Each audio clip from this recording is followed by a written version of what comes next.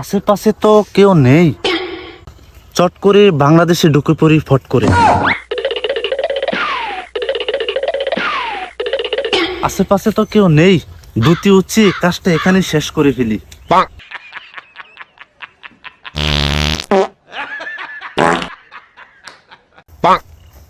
এই কেডারি হনে নমস্কার দাদা, আমি নর সুন্দর। কিরে বান্দর এদিকে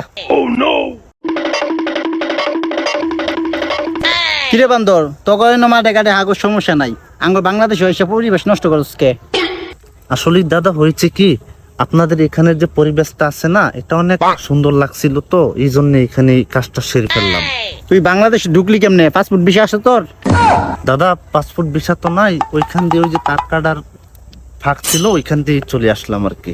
তুই যেটা ছাড়ছস সেটা তোর হাতে নিয়ে তোর দেশে চলে যা। ওই গান্ধার গোষ্ঠী মাইরা দি